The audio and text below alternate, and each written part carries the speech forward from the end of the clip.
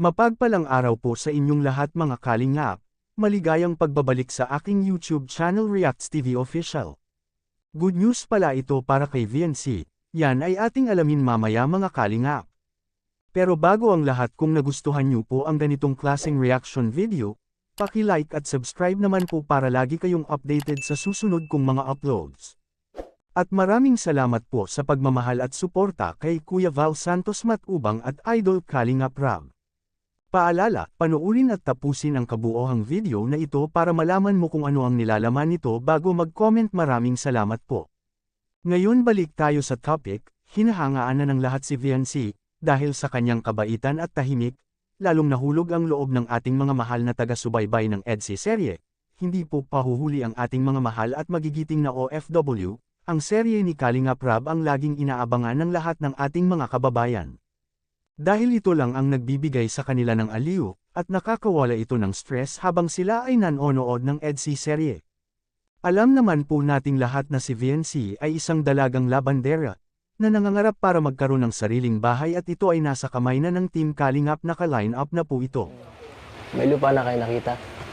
Meron na po sana din sa ano po, may casa po ata yun. Dapat mag-ready na kayo kasi mabilis lang yan. Baka susunod o kayo na agad ang susunod na pabahayan.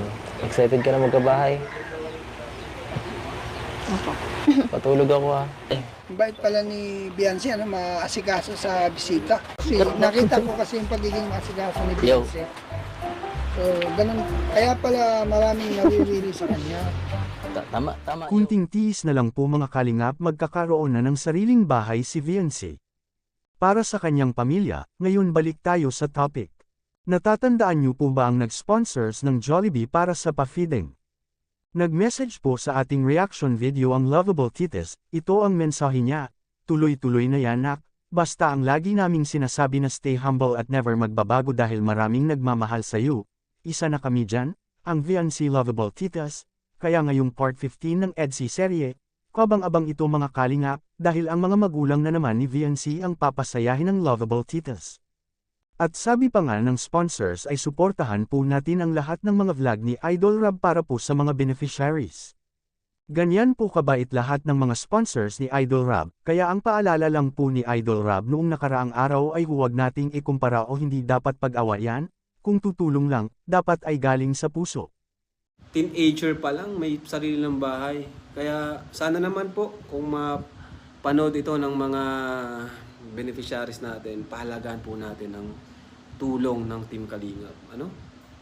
At ayun, maraming nangangarap na magkaroon ng sariling bahay. Maraming nangangarap na ma-vlog na masasabi nating mas deserving pa. Kasi sa tingin ko naman talaga kung maglilibot tayo dito, marami talagang mas deserving. Sa ugali, sa Kaya pilitin nating maging deserving din tayo. Wag nating kalimutan kung saan tayo nagmula. At ipakita natin yung ating kagalakan. Ngayon balik tayo sa topic. Good news na po ito para kay VNC at sa kanyang pamilya. Lalo na po ang kanyang tatay ay walang trabaho. Paglalabada lang po ang kanilang hanap buhay. Buti na lang nandyan ang Team Kalingap na laging maaasahan sa lahat ng pangangailangan. Sabi pa nga ni Idol Eds ay handa siyang tumulong para kay VNC. Hindi man galing sa kanyang sariling bulsa, kundi tutulong siya para makamit ni VNC ang pangarap niya na magkaroon ng sariling bahay. Tulad ngayon ng EDC serye, hindi lang po ito para sa kanilang mga sarili, kundi laking tulong na ito para sa pamilya ni VNC. At hindi ito matutupad kung wala kayo mga kalingap, mga sponsors na laging nagmamahal at sumusuporta sa mga vlog ni Idol Rab. Anong masasabi nyo dito mga kalingap? Ito ay isang reaction video lamang kaya pwede po tayo mag-comment sa ibaba mga kalingap sa comment section. At lagi ko rin itong babalik-balikan na lagi po nating suportahan si Idol Kalingap Rab sa kanyang mga vlog, dahil dito kinukuha ang mga gastusin, tulad ng pabahay, mga allowances sa mga beneficiaries at mga sahod sa ating mga K-boys.